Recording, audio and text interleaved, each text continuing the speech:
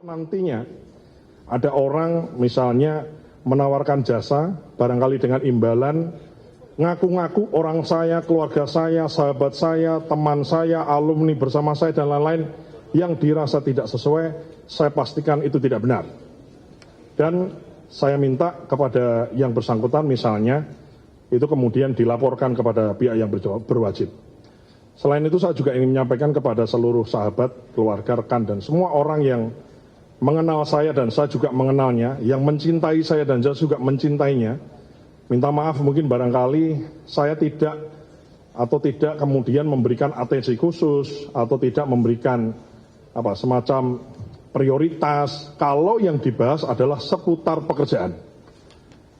Saya ingin penyelesaian masalah, saya ingin penyelesaian persoalan, follow up dan lain-lain dilaksanakan sesuai mekanisme sistem.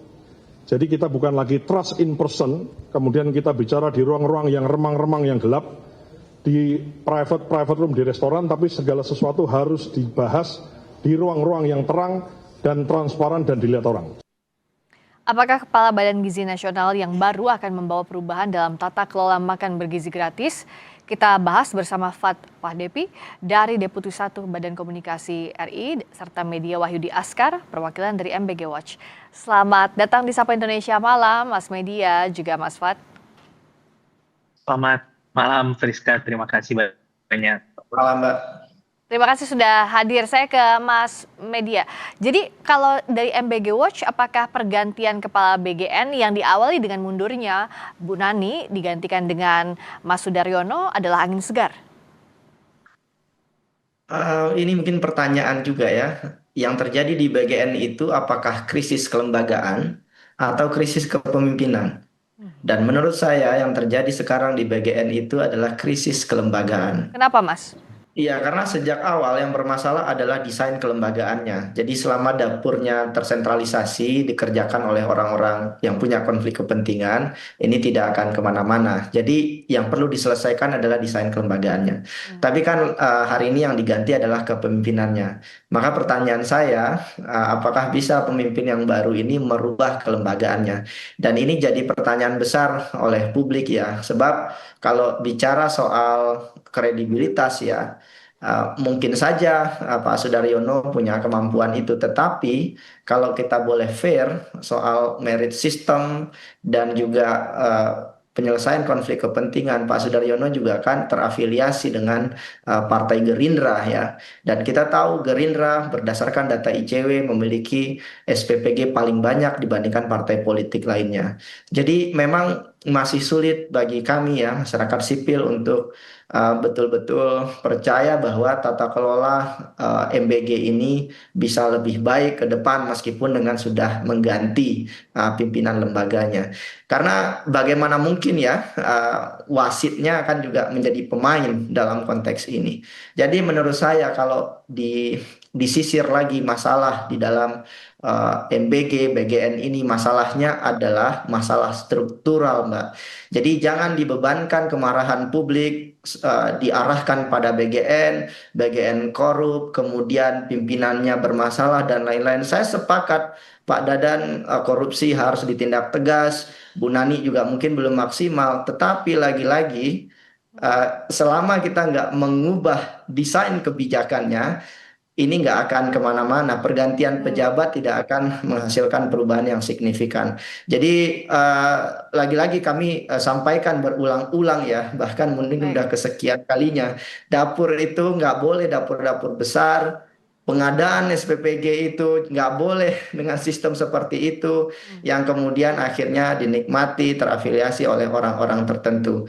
Dan menurut saya ini jadi PR besar ya. Saya cuma khawatir konsentrasi publik justru soal horizontal ya, menyalahkan orang SPPG, menyalahkan masyarakat sipil juga mungkin kesal sama SPPG. Masalahnya bukan kiri dan kanan, masalahnya soal atas bawah. Masalahnya adalah yang di atas, Mbak, yang menghasilkan kebijakan utamanya. Begitu, Mbak. Baik, Mas Fad, silakan dijawab kekhawatiran dari Mas Media soal masalah struktur kelembagaan tidak serta-merta bisa diselesaikan dengan pergantian kepemimpinan. Iya, terima kasih Friska, terima kasih Mas Media. Jadi memang kekhawatiran Mas Media dan kawan-kawan bisa dipahami bahwa saat ini implementasi dari program besar makan bergizi gratis ini memang masih ada beberapa kendala, tapi itu juga yang sebetulnya menjadi concern pemerintah karena memahami dan menyadari bahwa masalah dan kendala itu ada, maka perbaikan terus dilakukan setiap hari.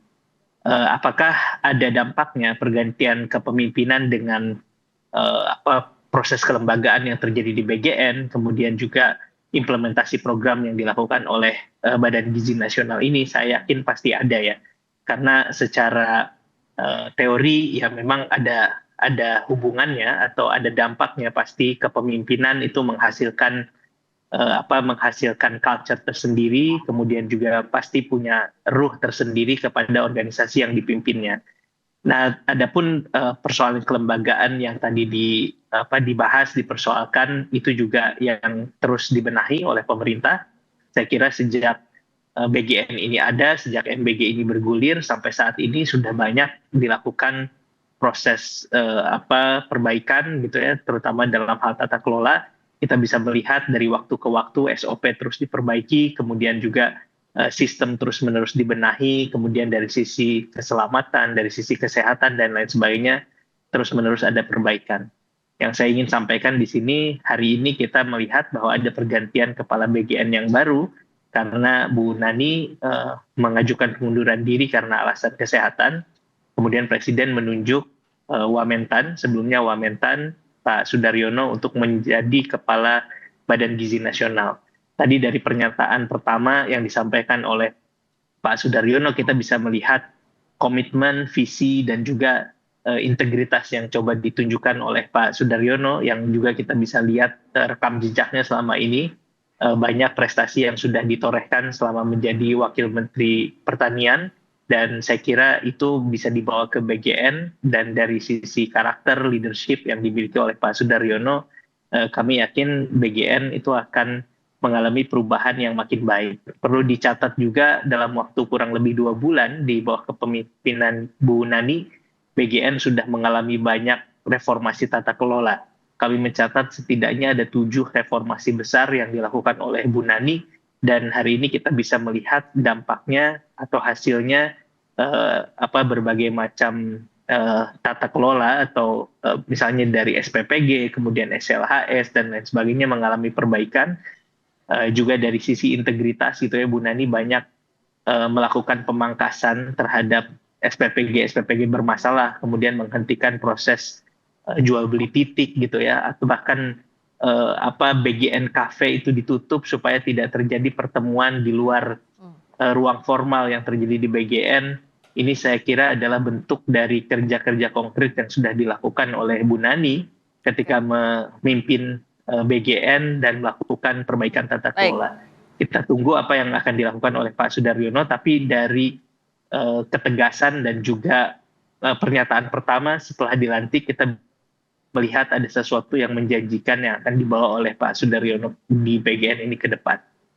Nah, kalau dari tadi yang Mas Fad sampaikan, Mas Media, ada setidaknya 7 poin perbaikan tata kelola saat kepemimpinan diserahkan ke Bu Nani kemarin dan akan dilanjutkan sekarang. Apakah sementara masa perubahan ini sudah bisa kita lihat hal yang lebih baik dibandingkan kepemimpinan Pak Dadan dulu? Iya, saya kira belum bisa dinilai ya Kenapa? dampak dari apa yang dilakukan oleh Bu Nani, karena praktis hingga hari ini titik-titik dapur yang bermasalah itu belum selesai. Kedua, pelaksana dari vendor-vendor besar itu masih dimiliki oleh orang-orang yang punya konflik kepentingan. Ini kan tidak dibahas sama sekali soal siapa yang menjalankan SPPG ini. Kalau yang menjalankan SPPG ini masih orang-orang yang punya konflik kepentingan, lagi-lagi saya katakan ini nggak akan selesai. Persoalannya bukan soal bagaimana mengatur dapur itu, tapi soal siapa yang mengelola dapur itu. Ini kan belum selesai hingga hari ini. Dan jangan lupa, ini sudah berjalan hampir 2 tahun.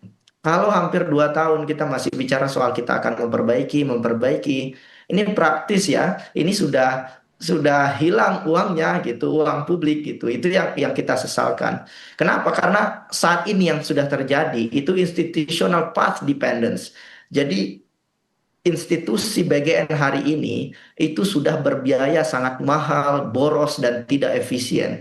Sehingga ketika terjadi perubahan sekalipun, perubahan itu mahal harganya. Kenapa? Karena sekarang SPPG itu udah berkontrak, terus kemudian relawan SPPG itu udah di hire gitu ya, dan tidak bisa dipecat begitu saja. Ya. Ini adalah buah dari kekacauan di awal sejak MBG ini dilakukan. Maka lagi-lagi ya, untuk mengubah ini perlu keberanian political will dari pemerintah, bukan dengan mengganti kepala BGN-nya, tetapi mengubah sistemnya. Siapa yang melaksanakan MBG itu yang harus dilakukan. Kalau kemudian dialihkan, oh ini karena Pak Dadan, ini karena Bu Nani, ini karena sekarang Pak Sudaryono, saya yakin ini bukan status perubahan, ini status quo begitu. Dan jangan lupa ya, kalau kita lihat beberapa waktu terakhir, masalah di dalam MBG ini terus berulang. Tidak hanya masalah korupsi saja, tapi juga masalah keracunan, macam-macam ya. Ya. Dan sampai kapan kita disuguhkan dengan masalah seperti ini, gitu. Jadi menurut saya ya, principal agent dari proyek ini sudah terlalu berat ya. Goal dari evaluasi program MBG ini harusnya sudah mengarah kepada, menurut saya ya, pemberhentian total. Kenapa? Karena kemarin kan sempat 2 minggu dihentikan ya. Yang berteriak justru adalah pemilik SPPG dapur-dapur besar itu, bukan anak-anak sekolah. Maka ini jadi pertanyaan, siapa yang diuntungkan dari kebijakan ini? Sehingga ada selentingan dari banyak orang. Ini sekarang programnya yang lapar diberikan makan, yang kenyang juga diberikan makan. Ini kan tidak adil, karena yang harus dibantu lebih awal untuk MBG ini adalah masyarakat 3T, ibu hamil, balita, dan masyarakat yang membutuhkan. Dan kalau tepat sasaran, ini mungkin udah kesekian kalinya saya ulang-ulang, itu hanya 26 juta penerimanya dan mungkin hanya sekitar 60-an triliun, dan itu bisa bertahap, bisa 10-20 triliun dulu. Tidak semasif ini 200-an triliun. Maka sekarang ya pengambilan keputusan kan ada di tangan Pak Presiden sebetulnya. Apakah kemudian ego politiknya lebih kuat, yang penting kebijakan ini terus jalan, atau kemudian mengambil langkah negarawan, mengakui bahwa program ini bermasalah, kemudian diubah semua desain kebijakannya. Dan sekarang pesan perubahan itu tidak sampai ke publik. Dan hari ini ya, kepala BGN diganti, besok mungkin akan ada lagi. Sampai kapan kita disuguhi teatrikal politik seperti ini? Jadi kita nggak kekurangan orang-orang baik, Mbak. Kita nggak kekurangan ide brilian untuk membangun kebijakan sosial. Kita kekurangan kebijakan publik yang tepat dan berkualitas. Dan itu yang sayangnya tidak dimiliki hingga hari ini. Begitu, yang paling bisa dilakukan sekarang, Mas Fad, apakah evaluasi sambil berjalan tetap program MBG-nya atau dihentikan dulu sambil dievaluasi? Ya, Friska, mungkin pertanyaannya tidak bisa seperti itu ya.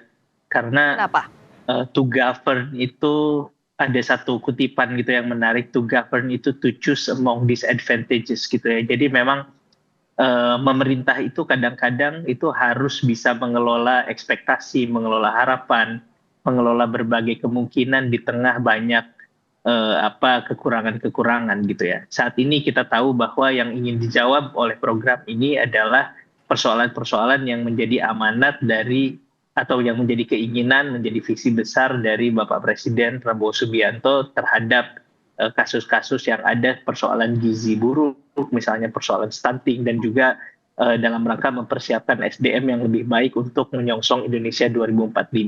Maka lahirlah program ini yang sebetulnya bukan program yang sama sekali baru di dunia pemerintahan. Program seperti ini sudah banyak dilakukan di berbagai negara, termasuk misalnya program free meals gitu ya di sekolah-sekolah. Jadi program ini lahir dari satu visi besar, dari satu cita-cita yang ingin diwujudkan oleh Presiden dalam rangka memenuhi 3 hal itu tadi. Nah, tapi kan pemerintah itu juga punya batasan-batasannya atau punya tantangan-tantangan dan dinamikanya. Dalam hal ini tantangannya adalah tantangan teknokratik atau tantangan tata kelola. Nah, tantangan tata kelola itulah yang dijawab gitu. Tantangan tata kelola itulah yang terus-menerus diperbaiki, terus-menerus dievaluasi, dan kemudian berusaha disempurnakan dari waktu ke waktu. Pasti ada yang tidak bisa memenuhi ekspektasi sebagian orang, pasti ada kekecewaan, pasti ada kritik dan lain sebagainya. Nah, terhadap semua itu pemerintah posisinya mendengarkan, menghimpun apa yang menjadi masukan dan kemudian mengimplementasikannya dalam kerja-kerja perbaikan. Ya, Jadi oke. untuk menjawab Dan itu setuju Mas Fad. Artinya kan kalau oleh pemerintah adalah kalau yang diinginkan Presiden Prabowo lewat makan bergizi gratis, saya rasa semua kalangan juga setuju dengan niat baik itu. Tapi how to-nya itu yang harus diperbaiki, tata kelolanya. Nah, dengan kondisi saat ini, apakah transparansi bisa dilakukan oleh pemerintah dalam pengelolaan makan bergizi gratis agar kekhawatiran dari mass media dan kalangan lainnya ini bisa dijawab dengan kepemimpinan yang baru dari Pak Sudaryono? ya saya kira transparansi ini sedang coba dilakukan oleh pemerintah gitu ya. Dari sisi politik anggaran, politik fiskal dibuka secara terbuka sehingga masyarakat bisa mengawasi itu. Kemudian juga dari sisi implementasi program atau implementasi dari program ini juga bisa diawasi oleh masyarakat. Pemerintah juga berusaha melibatkan civil society, mendengarkan masukan dari DPR dan lain sebagainya sehingga dari waktu ke waktu perubahan atau perbaikan terhadap program ini terus dilakukan dan terus ada. Masyarakat bisa melihat terus ada perbaikan dari awalnya misalnya dulu persoalan penyajian makanannya, persoalan higienitasnya, kemudian juga persoalan berbagai macam hal terus diperbaiki sampai MBG atau program makan bergizi gratis ini berada di titik seperti yang bisa kita lihat hari ini bersama-sama gitu ya, dari sisi pengemasan makin bagus, dari sisi cara memasak makin bagus, dari sisi kebersihan makin bagus. Nah, apakah ini sudah sempurna? Pasti belum sempurna dan pasti banyak sekali yang harus diperbaiki. Nah, disitulah kemudian manajemen itu membutuhkan leadership yang lebih baik dalam rangka memastikan seluruh kerja perbaikan dan seluruh kerja tata kelola ini bisa diorkestrasi secara lebih baik.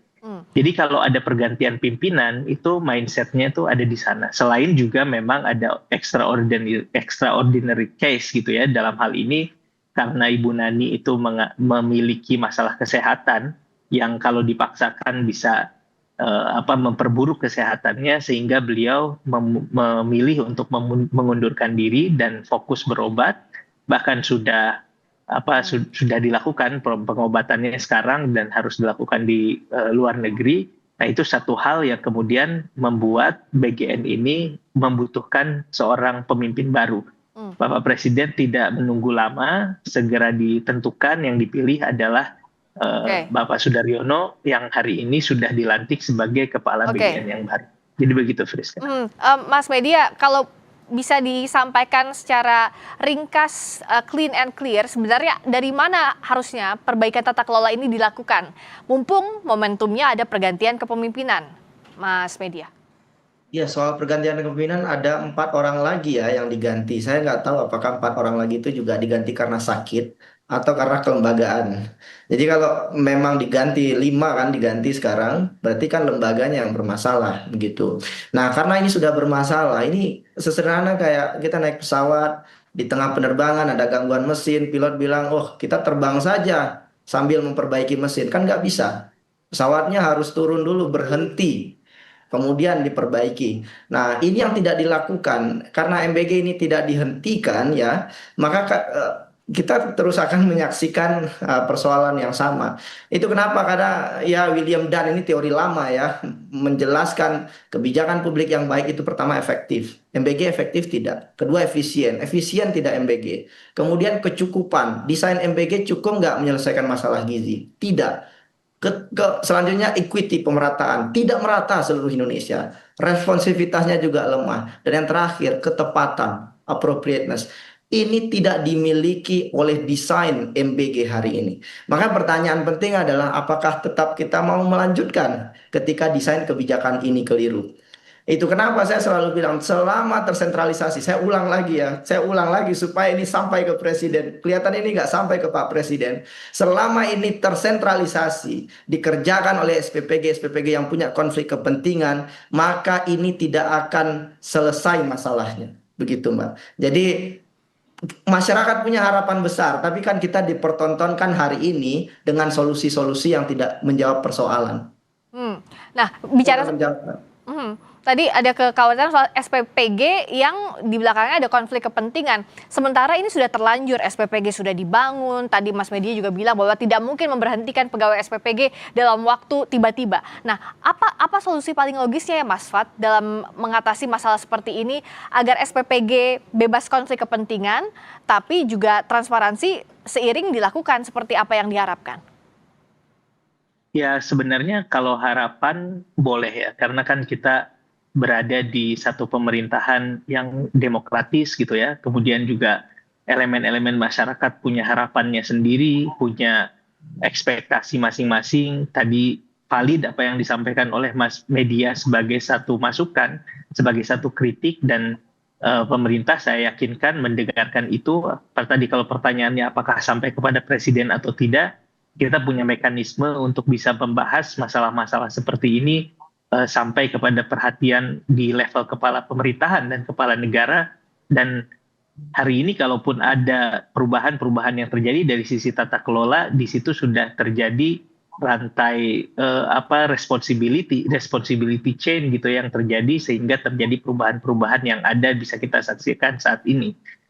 Nah, kembali ke masalah tadi, sebetulnya masukan untuk bahwa MBG ini harus dihentikan, MBG ini bermasalah dan lain sebagainya. Tugas pemerintah adalah mengelola semua itu, karena di tempat yang lain ada juga masyarakat yang berharap MBG ini terus berjalan, ada masyarakat yang merupakan penerima manfaat yang merasa puas dengan MBG ini, dan itu dibuktikan oleh banyak jajak pendapat gitu ya, survei-survei yang sudah dilakukan dari bulan ke bulan menunjukkan bahwa tingkat keberterimaan terhadap program MBG ini tinggi, di atas 60%, dan tingkat kepuasannya juga cukup tinggi. Nah, tapi pemerintah juga tidak bisa mengatakan bahwa ini sepenuhnya memuaskan semua pihak. Nah, maka ekspektasi yang beragam itu, harapan yang beragam itu dikelola sehingga program atau program dalam hal ini program makan bergizi gratis itu terus mengalami perbaikan. Nah, persoalan bahwa ada konflik kepentingan, ada penyelewengan, kemudian ada hal-hal yang tidak semestinya terjadi. Kita tahu bahwa kita berada di negara yang menganut asas perundang-undangan, kemudian hukum. Saya kira semua pelanggaran harus diproses, semua hal yang bertentangan dengan perundang-undangan dan hukum itu harus ditindak, dan saya kira itu yang terjadi saat ini. Kenapa ada SPPG yang disuspend, kemudian kenapa ada kepala SPPG yang kemudian diproses misalnya secara hukum karena melakukan pelanggaran tertentu. Bahkan ada 3 pimpinan BGN yang memang dijerat secara hukum karena melakukan tindak pidana korupsi. Ini menunjukkan bahwa semua pelanggaran dan semua penyelewengan itu harus ditindak. Dan itu juga disampaikan oleh Bapak Presiden, jangan main-main dengan program ini, jangan main-main dengan kepentingan masyarakat yang lebih besar, karena ya tidak akan segan-segan untuk ditindak siapapun mereka. Ya, ketegasan dimulai dari jangan sampai ada konflik kepentingan, dicari sampai ke akar-akarnya, diperbaiki tata kelolanya, ini yang dinanti dari kepemimpinan Kepala BGN yang baru.